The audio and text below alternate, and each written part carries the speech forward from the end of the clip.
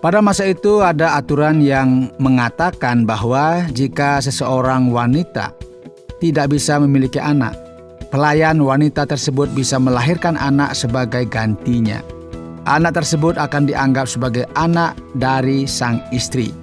Ya, hal ini umum dilakukan dan tidak dianggap salah. Namun dalam kasus Abraham, ini adalah jalan pintas, usaha manusia untuk mempercepat rencana Tuhan.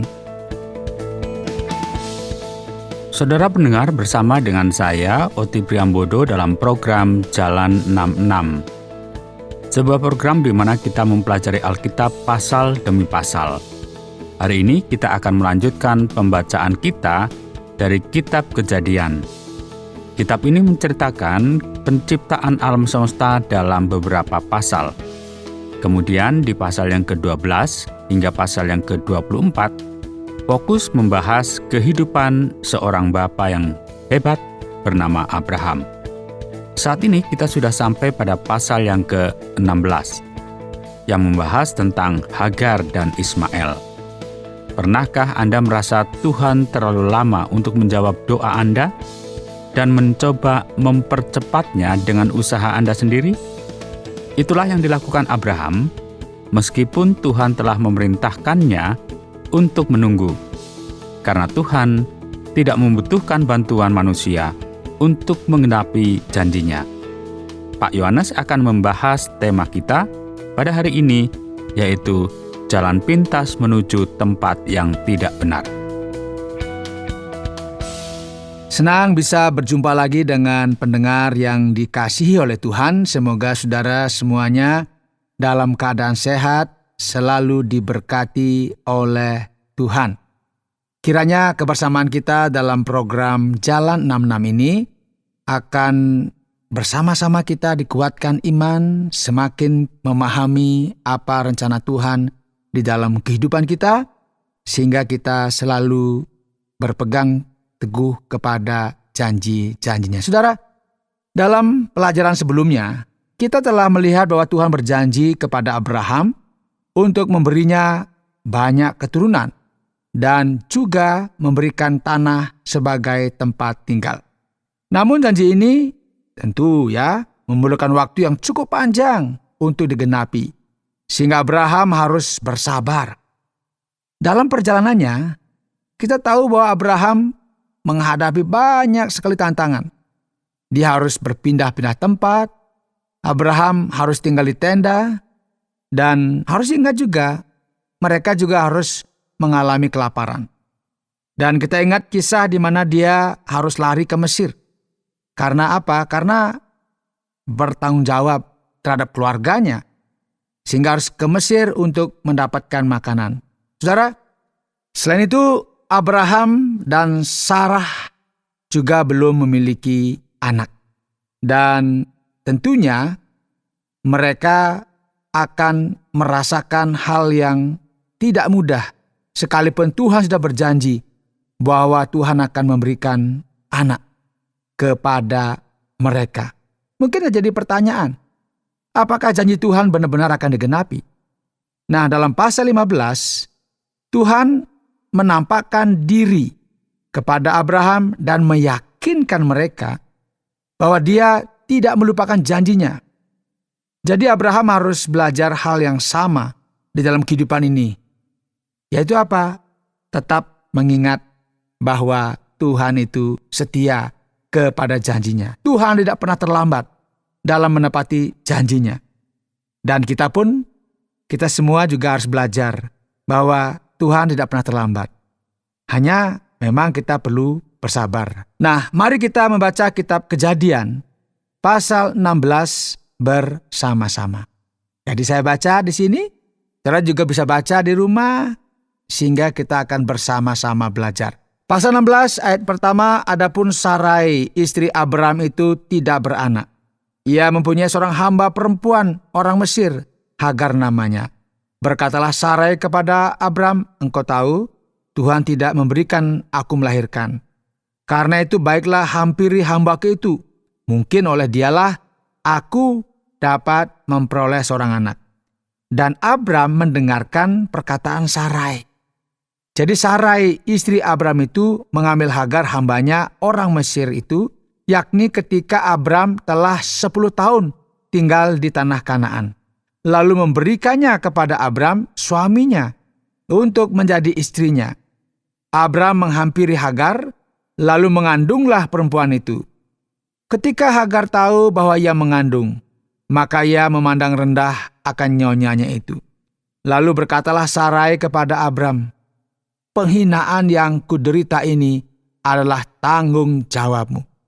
Akulah yang memberikan hambaku ke pangkuanmu." Tetapi baru saja ia tahu bahwa ia mengandung, ia memandang rendah akan aku.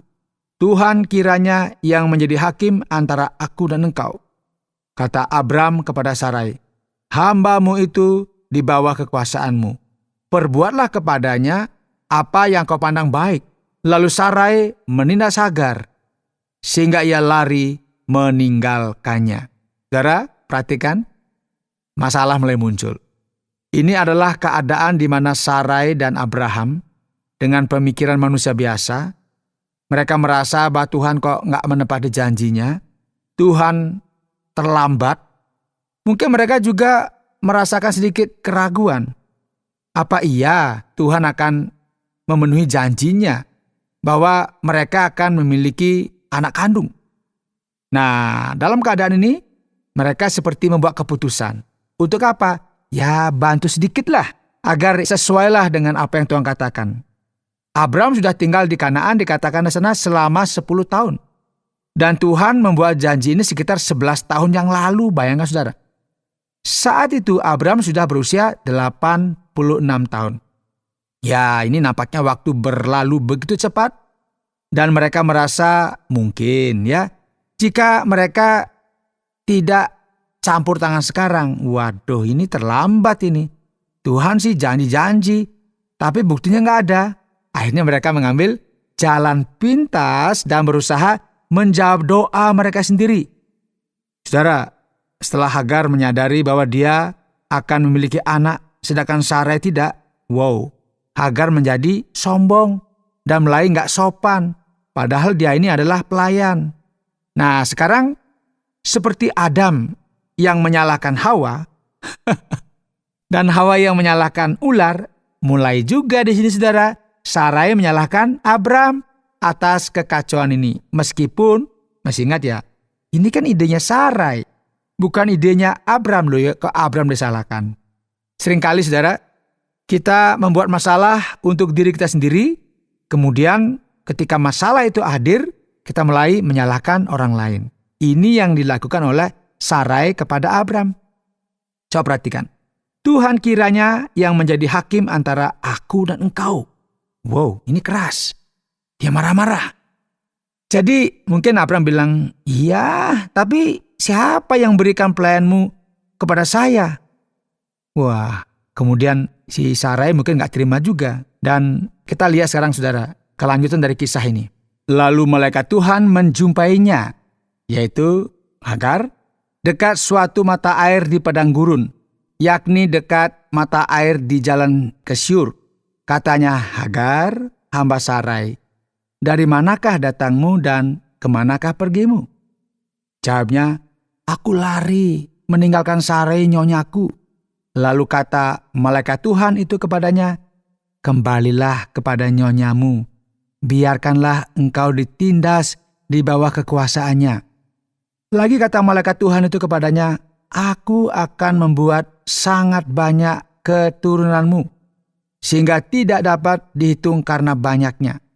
Selanjutnya kata malaikat Tuhan itu kepadanya, "Engkau mengandung dan akan melahirkan seorang anak laki-laki, dan akan menamainya Ismail, sebab Tuhan telah mendengar tentang penindasan atasmu." Seorang laki-laki yang lakunya seperti keledai liar, demikianlah nanti anak itu. Tangannya akan melawan tiap-tiap orang, dan tangan tiap-tiap orang akan melawan dia. Dan di tempat kediamannya, ia akan menentang semua saudaranya. Kemudian Hagar menamakan Tuhan yang telah berfirman kepadanya itu dengan sebutan, "Engkau El Roi." Sebab katanya, bukankah di sini kulihat Dia yang telah melihat aku? Sebab itu sumur tadi disebutkan orang sumur Lahai Roi, letaknya antara Kades dan Beret. Lalu Hagar melahirkan seorang anak laki-laki bagi Abram, dan Abram menamai anak yang dilahirkan Hagar itu Ismail. Abram berumur 86 tahun ketika Hagar melahirkan Ismail baginya. Anda sedang mendengarkan Jalan 66 dalam rangkaian pembahasan Kitab Kejadian pasal yang ke-16. Bersama saya, Oti, dan narasumber Pak Yones sedang membahas Kitab Kejadian pasal demi pasal dan mendiskusikan bagian-bagian yang mungkin tidak sepenuhnya dapat kita pahami. Dan kita akan mempelajari kehidupan Abraham. Mungkin kita dengan mudah menyadari bahwa ada perbedaan besar antara kita saat ini dengan mereka di masa lalu. Namun, kita semua adalah manusia dan kita semua bergumul dengan keterbatasan dan kelemahan yang sama. Pak Yohanes, kita akan mencoba untuk diskusikan bagaimana bisa Abram, Bapak Iman, jatuh ke dalam kesalahan manusiawi ketika Sarai memberinya Hagar. Dan Hagar menerima ini tanpa protes, karena dia hanya melakukan apa yang diinginkan Sarai dan Abraham. Ya, ini sangat menarik ya. Apa yang dilakukan oleh Sarai dan Abram adalah hal yang umumlah pada masa itu, khususnya dalam keluarga dengan istri yang mandul. Pada masa itu ada aturan yang mengatakan bahwa jika seorang wanita tidak bisa memiliki anak, pelayan wanita tersebut bisa melahirkan anak sebagai gantinya. Anak tersebut akan dianggap sebagai anak dari sang istri. Ya, ini umum dilakukan pada masa itu, pada masanya Abraham, dan tidak dianggap salah. Nah, dalam kasus Abraham, ini bisa dikatakan sebagai jalan pintas, usaha manusia untuk mempercepat rencana Tuhan. Ini kita tahu ya, karena Tuhan kan berjanji akan memberikan seorang anak kepada Abram dan Sarai. Tapi kan sudah hampir 10 tahun kok nggak ada-ada, nggak mendapatkan anak. Akhirnya tanda petik begitu ya, ambil jalan pintas, diambilnya Hagar, kemudian dari sana nanti dianggap sebagai anak mereka. Nah, ini contoh yang buruk sebenarnya. Memperlihatkan kurangnya iman kepada Tuhan. Jalan pintas ini justru membawa mereka kepada persoalan.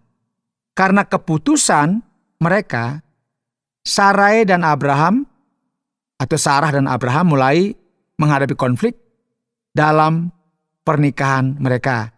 Dan ini hanya awal dari masalah. Kita tahu sekarang, ini hanyalah awal dari masalah dan kita akan lihat bahwa memang pada akhirnya ada konflik di tengah-tengah keluarga ini. Dari mana asal Hagar sebenarnya, Pak Yohanes? Ya, ini pertanyaan yang lumrah ditanyakan ya. Hagarnya dari mana ya? Ya, ini kita kan tahu ya, kalau menurut teks asli, itu Hagar adalah pelayan dari Mesir. Ya, ini kemungkinan besar dia menjadi pelayan Sarai saat mereka berada di Mesir. Masih ingat ya, saat itu kan ada kelaparan. Abram mengajak keluarganya ke Mesir. Nah, di Mesir inilah rupanya dia juga dapat dapat pelayan begitulah yang akan menolong Sarai. Nah, dalam bahasa aslinya terdapat kata yang berbeda yang digunakan untuk merujuk pada budak dan pelayan. Ini kita kan bicara mengenai budak atau pelayan. Nah, kata yang digunakan dalam teks menunjukkan bahwa Hagar adalah milik pelayan Sarai dan bukan budak Abraham. Kita nggak tahu ya apakah dia dibayar atau tidak, tetapi yang pasti ya Hagar mendapat penghidupan yang layak karena pada saat itu Abraham kan digolongkan keluarga yang kaya begitu ya. Jadi sekali lagi Hagar ini adalah pelayan Sarai. Jadi bukan budaknya Abraham, jadi pelayannya Sarai. Demikian Pak Oti. Hagar melarikan diri setelah diperlakukan dengan buruk. Dan mungkin saja akan melakukan hal yang sama jika saya berada pada posisi seperti ini. Oh ya pastilah. Kadang-kadang kan orang kalau ditekan, Ya, mereka nggak kuat ya secara mental, secara fisik. Ya mungkin kita juga akan seperti Hagar juga, dia akan lari begitu ya. Daripada saya mungkin babak belur, ya lari aja. Kita melihat di sini bahwa dalam keadaan demikian, Tuhan menemui Hagar di padang gurun dan menyuruhnya kembali dan tunduk kepada otoritas Sarai. Mungkin saran ini berat ya, tetapi Hagar juga harus menyadari bahwa saat ini dia mengandung hamil dari Abram. Jadi harus kembali ke sana walaupun mungkin dalam keadaan yang tidak mudah ya. Karena ini kita diingatkan agar kita menghormati yang disebut dengan hierarki otoritas dalam kehidupan kita. Karena saat itu kan Hagar ini kan pelayan. Jadi dia harus kembali kepada Sarai karena dia adalah nyonyanya begitu loh. Bosnya. Jadi gak boleh lari walaupun mungkin dia gak kuat. Nah, dalam keluarga Abram, itu kita tahu bahwa Hagar itu bertanggung jawabnya kepada Sarai. Nah, Sarai kepada Abraham. Dan Abraham kepada Tuhan. Itu kalau jenjang hierarkisnya. Jadi hierarkinya begitu. Jadi Hagar bertanggung jawab kepada Sarai. Sarai kepada Abraham. Abraham kepada Tuhan. Nah, saat ini kita tahu ya, anak-anak bertanggung jawab kepada guru dan orang tua. Orang tua memiliki tanggung jawab di tempat kerja dan mungkin di gereja. Jadi masing-masing kita harus tunduk kepada otoritas yang ada dimanapun kita berada. Karena itu memang kalau nggak kacau ya. Semua orang mau bebas ya, kacau ya. Ini kan masalah. Jadi di tempat kerja ada bos kita harus hormati. Di rumah sebagai anak-anak diingatkan ada orang tua, hormatilah orang tuamu, kan begitu ya. Sehingga ini diajar kepada kita agar kita mempercayai yang disebut dengan otoritas. Dan dengan demikian juga kita harus mempercayai Tuhan yang memiliki otoritas yang tertinggi. Sehingga kita harus belajar taat kepada Tuhan. Ini adalah ujian untuk melihat apakah Hagar bersedia tunduk kepada otoritas. Nah, selain itu kita harus ingat ya, dengan kembali kepada Sarai dan mau tunduk di bawah otoritas Sarai, walaupun mungkin berat ya, tetapi lebih aman ya. Karena apa? Dia ada di rumah daripada dia ada di padang gurun. Dia bisa saja kehilangan nyawanya karena ada perampok, bahkan kena serangan hewan yang buas. Jadi ini kadang-kadang harus dipikirkan walaupun mungkin dalam keadaan yang tidak mudah. Karena Tuhan juga mengingatkan agar dia kembali dan tunduk kepada otoritas yang telah ada. Kita mungkin berpikir bahwa setelah semua yang telah mereka lakukan, Tuhan akan murka terhadap Sarai dan Abraham karena mengambil jalan pintas ini.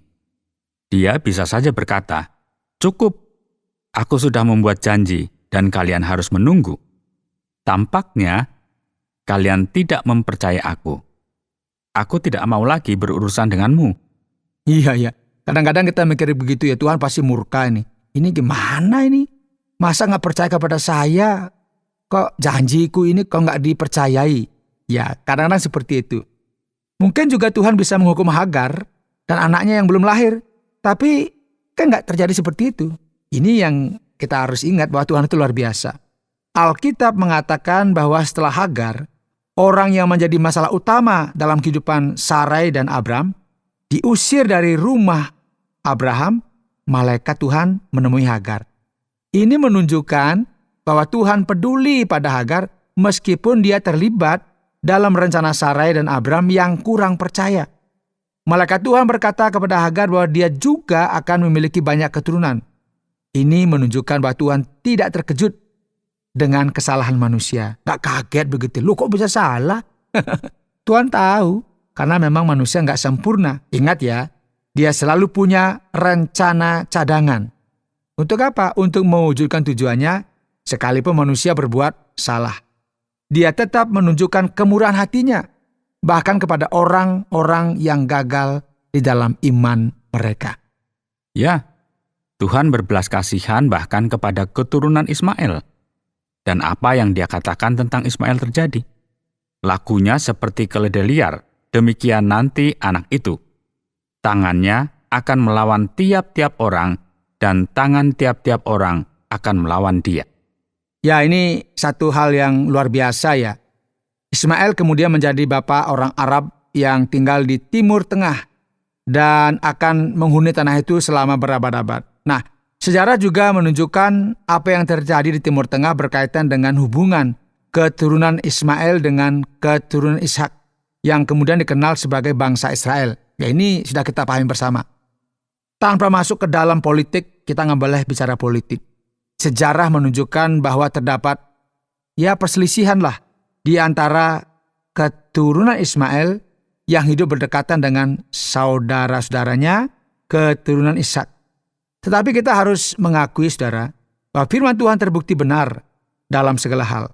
Tuhan yang kaya akan belas kasihan kepada semua orang menghendaki agar umatnya menunjukkan kebaikan kepada semua pihak dalam setiap konflik.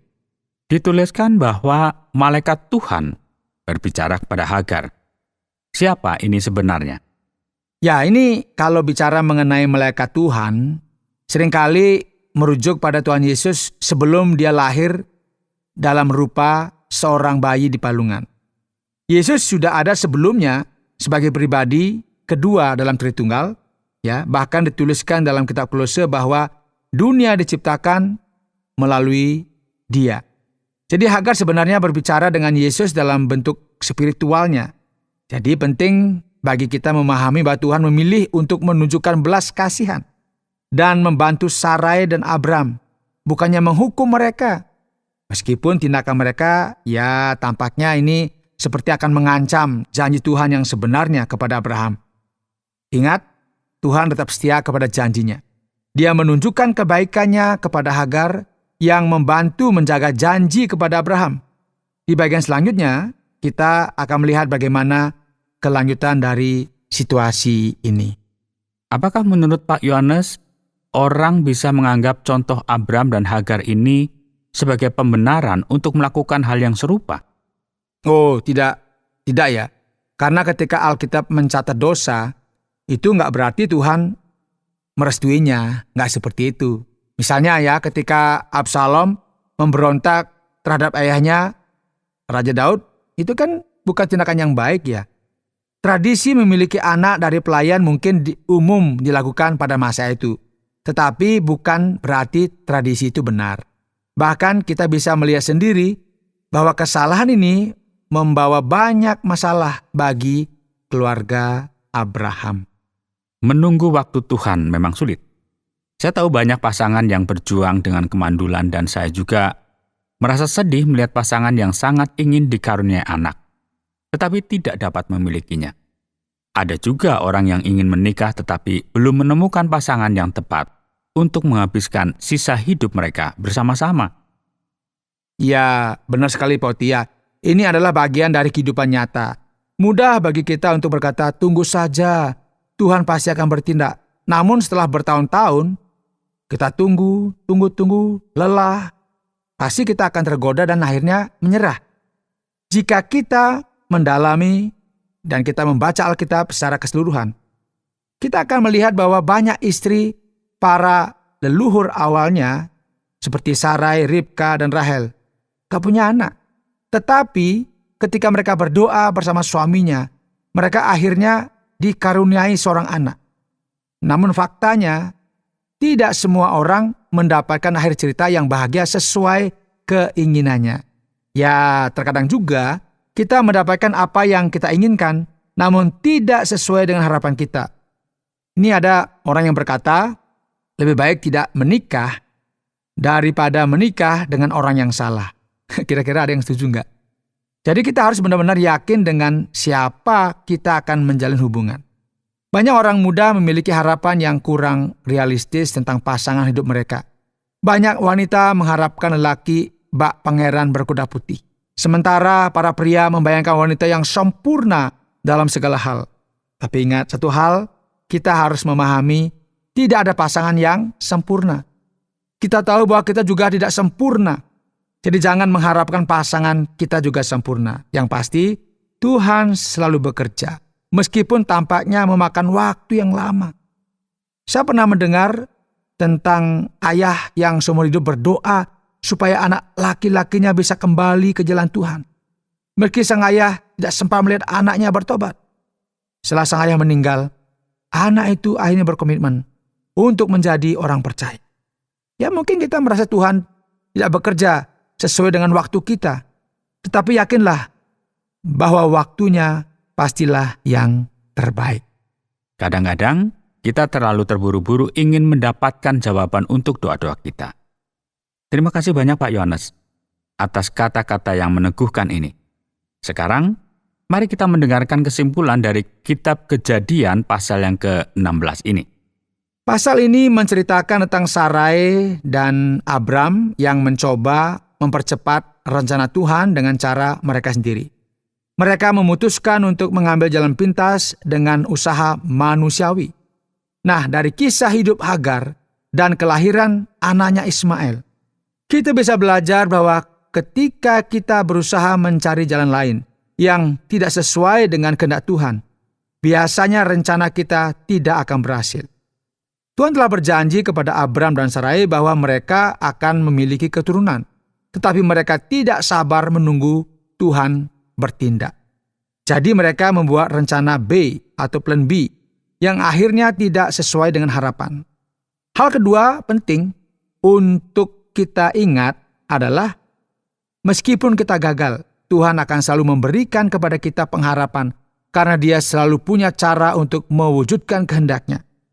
Saudara, ketika kita membaca kisah di Alkitab atau merefleksikan kembali di dalam kehidupan kita masing-masing, kita bisa melihat betapa Tuhan sangat bermurah hati meskipun kita seringkali melakukan kesalahan.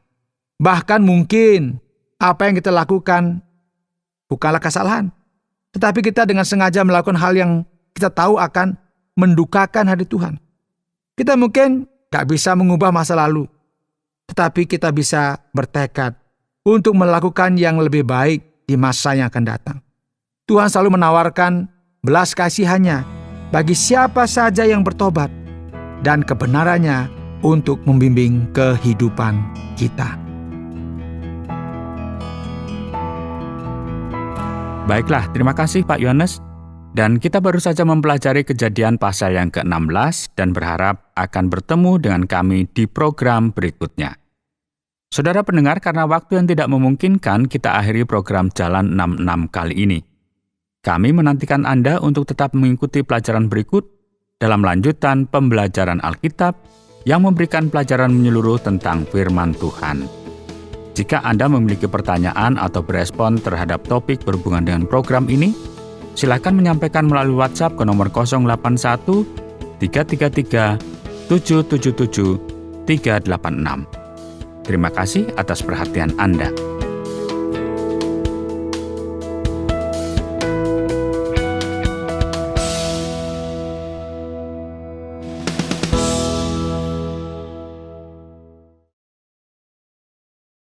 Terima kasih Anda sudah mengikuti program kami. Jika Anda diberkati, jangan lupa like, komen, dan share supaya Anda tidak ketinggalan setiap program terbaru kami. Jangan lupa juga untuk subscribe channelnya dan nyalakan loncengnya.